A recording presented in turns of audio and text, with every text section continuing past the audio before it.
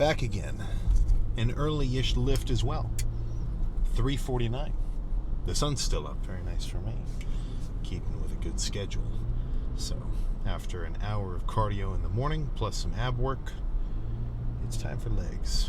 It's time for legs. Fueled by 1,200 calories of jet fuel, aka egg whites with chopped spinach and fat-free cheese, as well as a like one of the protein, like low carb, flavored, sweetened, whatever, kind of like fake Reese's cups, which I just went on a little bit of a rant about, saying like you're usually better off just going for the real thing. So kind of going against my own best judgment, but they do taste pretty good. And for 200 calories, 14 grams of fat, 10 grams of net carbs, plus 8-ish grams of the whey isolate protein that they use, it's not terrible. And at the end of the day, the dieting isn't the hardest thing in the world. No. Isn't the most complicated thing in the world. It's definitely a little bit tricky, difficulty-wise. But it's all, it's just simply not exceeding my calorie limit.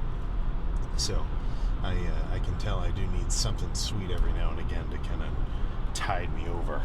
Otherwise, I'd probably just go freaking nuts in the pantry at 11 o'clock at night when I'm trying to go to bed, because I need to quench it. And that's where some of the zero-calorie sodas and stuff can come into play as little sweet tooth curbing agents. And that's something that I just do not understand. I mean, the diet soda gets so much hate. Have you ever drank a Gatorade Zero? Do you think that, why does the diet soda get so much hate? I think we all know why. It's because everybody for however long has been saying, well, the diet soda is actually worse for you than the full sugar soda. Yeah, let's just say I would beg to differ, but that's a talk for its own day. Plan for legs, hamstrings, and quads. I want to stimulate them as much as necessary, combined with pumping them up as much as possible, and in the process, not hurt myself. So hamstrings I have an easy enough time with. Hamstring curls, laying, seated, maybe some RDLs, potentially some cable RDLs. That'll be sweet. And honestly, strength doesn't come into play as a factor so much. Like with chest, I'm definitely going lighter now that I'm dieting. But with hamstrings, it's I don't necessarily, I'm going lighter, but none of the movements are really heavy anyway. Quads is where I back off. I'm not doing 10 set or 10 plate leg press. I'm going to ease into a little bit more just stimulative work. So leg extensions for sure, probably some machine leg press, maybe a touch of sissy squats. We'll just have to see. But I'm going to aim for hamstrings first, and then follow with quads in the second half. And hopefully within about an hour and a half or so, I'll be standing in front of the mirror with a set of veiny trunks saying, holy crap, never seen that vein before. So I guess we'll just see if that prediction ends up being accurate or not.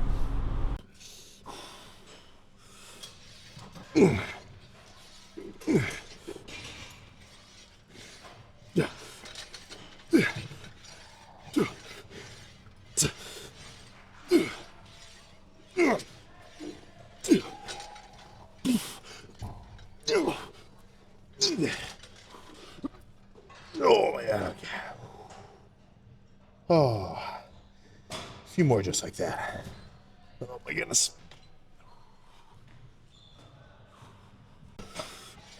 Okay.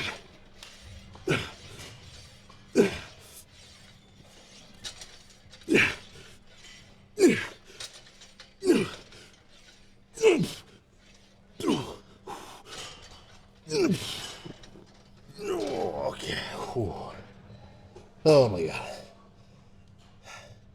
Let's do 2 more nasty ones like that, and then move on to something light and squeezing. Oh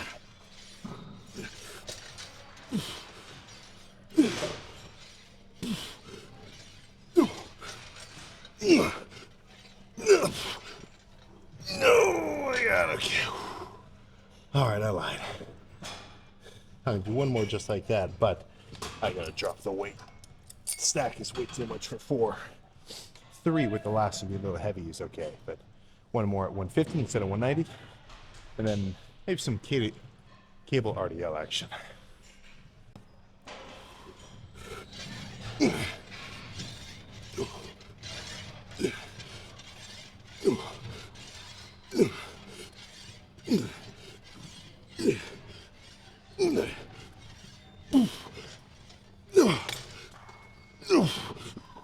Oh my god. Oh, holy crap. Oh. Main point here, apart from just do an RDL and feel your hamstrings, is I love these cables. Because I was just explaining to somebody, instead of like Smith machines on a bar, where the bar has to stay in front of your shins, they can't intersect. This is freaking reality. With the cables, my hands can be right next to my sides, which is true for dumbbell too, but it's just not the same. So let's get amped up. And honestly, the feeler rep of the stack might have even been a little too heavy, but we'll see.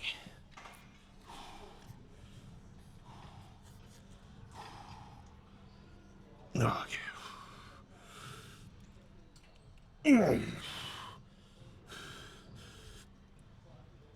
Oh.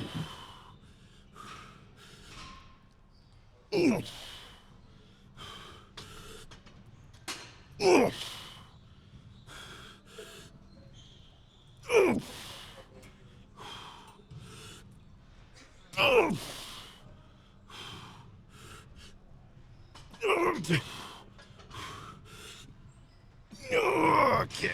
Oh my god. Oh jeez. Yeah, one more of those, and then I'm ready for quads. Whew. Yeah, I'm just getting wrecked by those hamstring curls.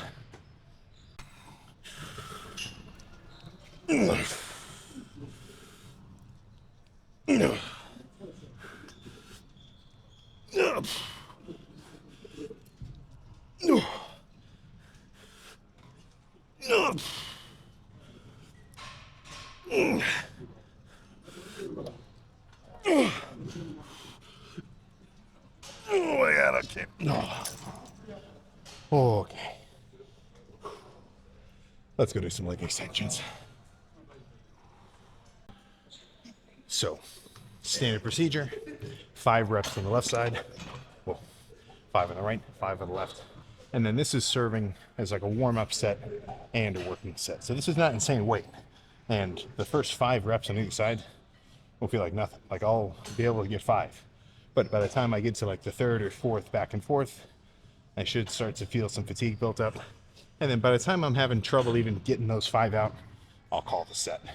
I'm not necessarily dying to reach a point of absolute complete muscular failure, at least not right now.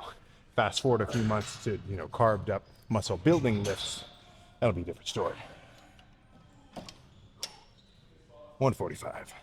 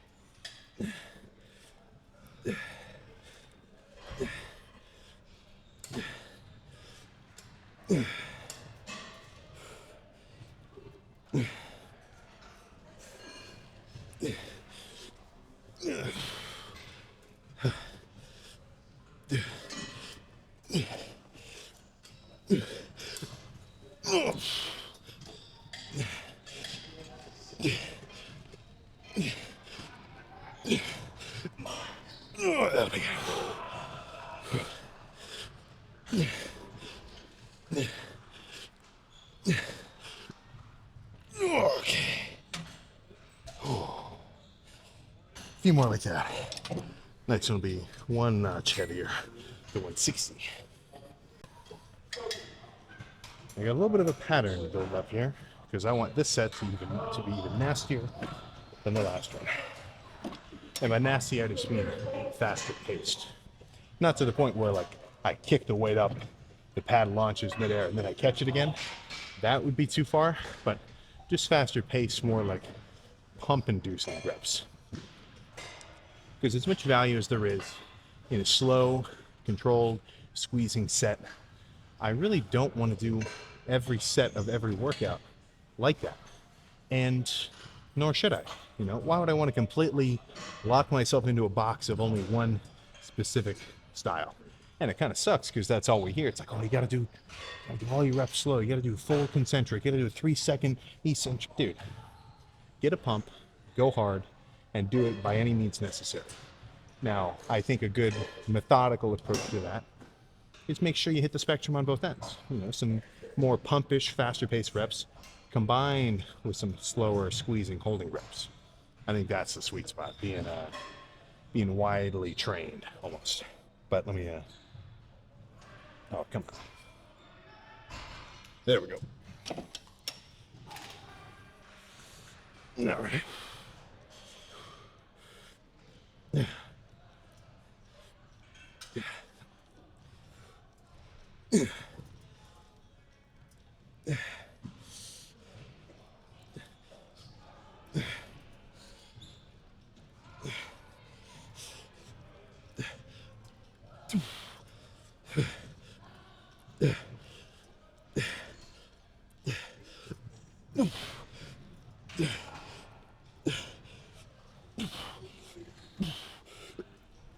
right.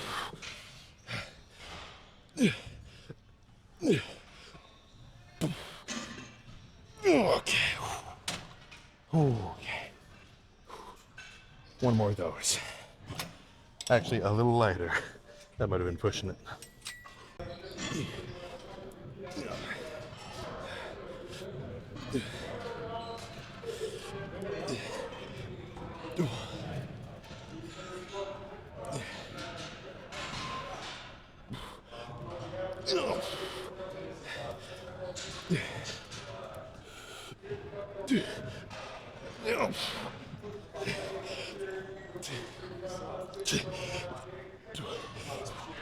Okay.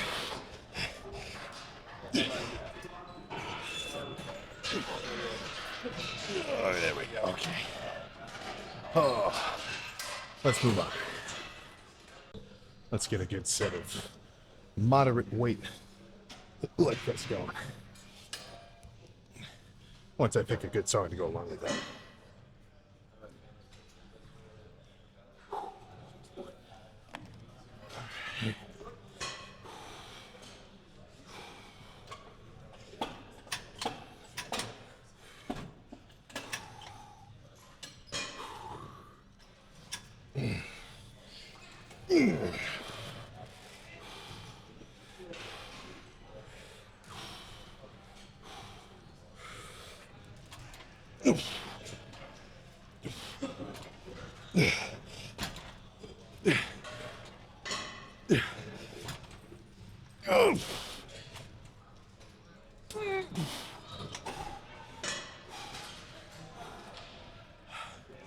Let's turn this into a rest pause.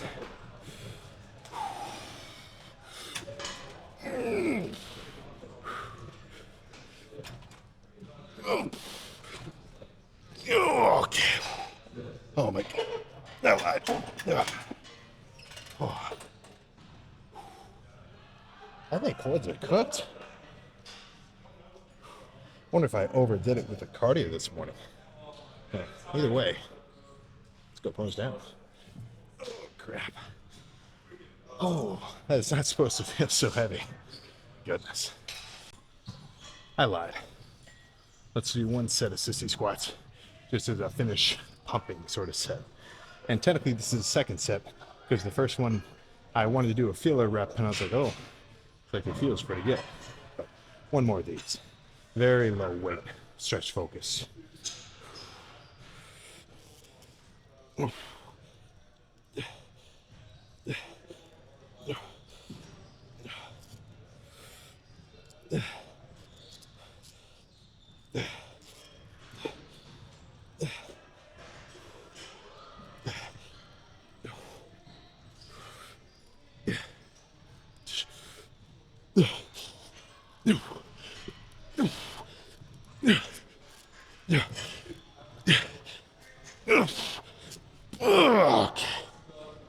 Oh, man. All right. Now let's go those down.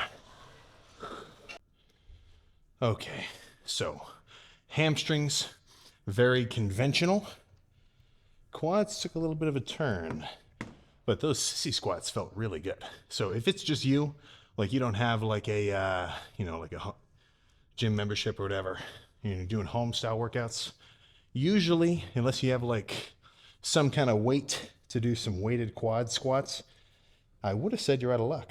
But honestly, those sissy squats are a fucking game changer.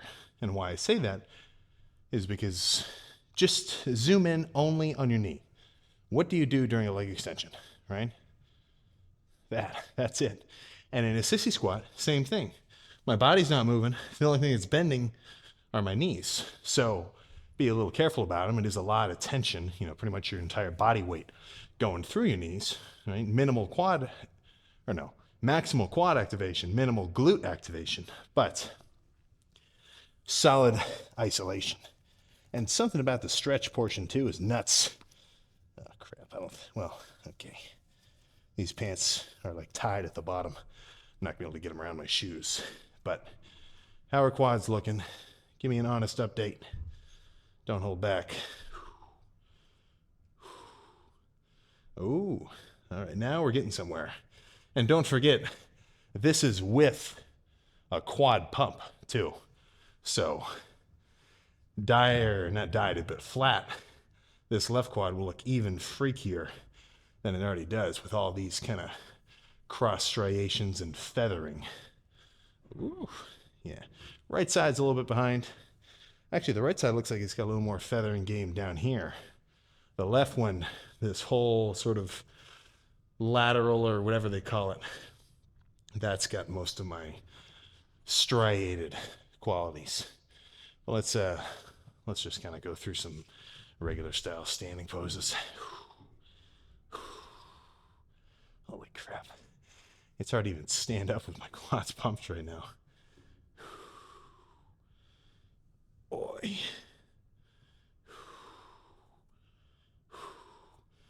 So as I keep getting leaner, this separating area of quad to hamstring will only get freakier and freakier.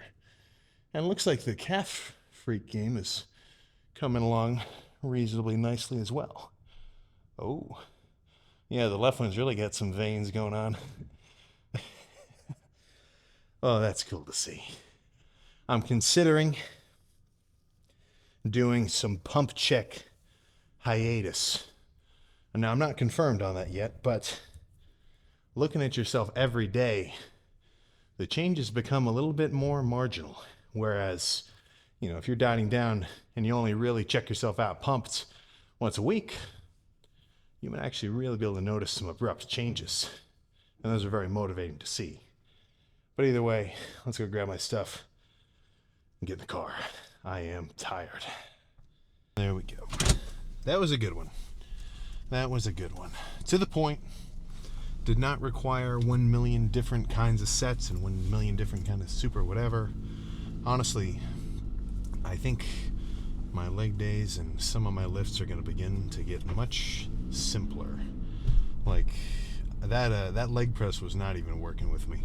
Something about the deficit, the pressing just gets harder and harder, which might sound obvious, but yeah, I would have been better off not even doing that one set and just doing a few supersets of the leg extensions sissy squat combo. So the leg days might become a little bit monotonous, but I'm trying to fight against the internal hype to try to do some crazy sets of squats. Even today when I was doing those sets of leg extensions, I was kind of getting myself amped up, all right, let's just make this happen, come on. I did 4 plate squats a week ago, let's do 5 plate squats today. I was running through the motions, I'm like, okay, let's do it 5. But I managed to quell the ego lifter within and be okay. Because if I go too heavy, I'm just going to tweak my stuff. It sucks, but that's alright. I can curb my inner need to lift a bunch of weight for the benefit of one thing, not hurting myself, and just the overarching goals of longevity beyond. And I know when I start bulking up again, the weights will come along with it. Not that lifting a ton of weight is the point, but it is cool. Like there's no getting around that. Doing a really heavy set of squats, having it feel good, not hurting yourself afterward, and then knowing that you stimulated your quads enough to induce some growth in a bulking phase is a pretty awesome situation to be in. So I can wait a little while before I get back into it. But yeah, what else is there to say, man? Should have a morning weight update tomorrow. I haven't been tracking my weight every day, just because every day isn't really like feasible, because I might be a little or might have a little more water or food in my stomach from the night before, or for whatever reason everything might have cleared out of my system a little bit more, so then I'm like a pound lighter than normal. There's some variability to it. But one little tip I can say for sure is if you're weighing yourself, there's pretty much only one time that I would recommend it to get an actual, like, reasonably accurate representation of how much you actually weigh. And that is going to be in the morning, in the nude, after you've gone to the bathroom, and before you've drank anything. I just had a group of guys at this gym get into a real fancy, basically a weight debate, because one of the guys was telling them, like, dude, I weighed 210 at my scale at home. And then he came to the gym and he stepped on the scale and he was 190. Or maybe it was some kind of huge disparity like that. Now that, I think, is just some of these scales were off. But like, I'm not joking. If you weigh yourself with shoes and clothes and everything else, I mean, that's an extra 4 or 5 pounds maybe that isn't really your body weight. And if you weigh yourself anytime after you've started eating, your weight can be pretty crazy different.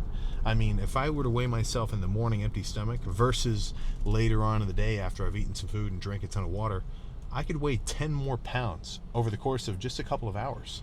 Now, that's not 10 pounds of fat or muscle, it's just food and water, you know? So if you want a real accurate, like, trackable time to weigh yourself, it's going to be right in the morning, after the bathroom, before breakfast.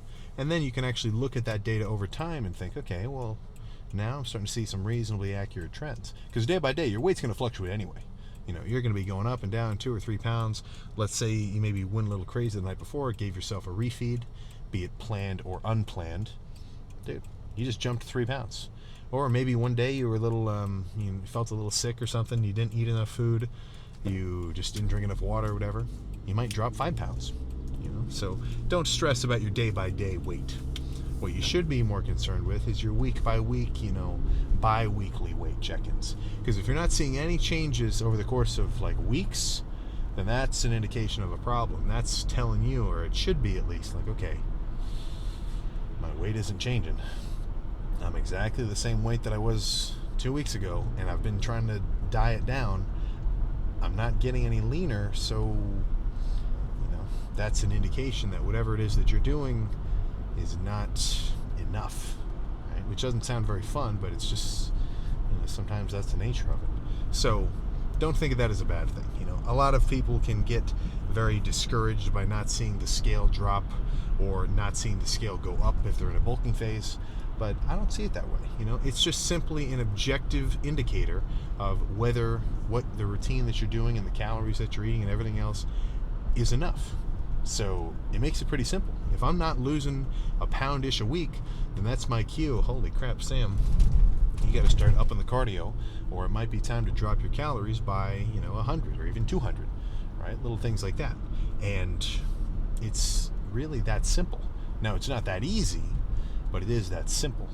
So it's like I said in the car on the way here, it's really just eating enough food to reach whatever your goal is, or not eating as much food as you would potentially like to, like I'm kind of feeling right now.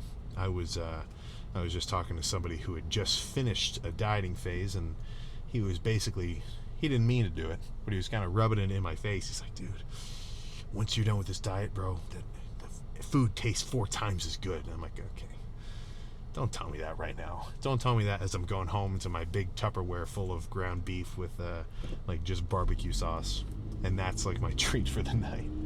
But that's okay. the fact that it's hard means it's valuable.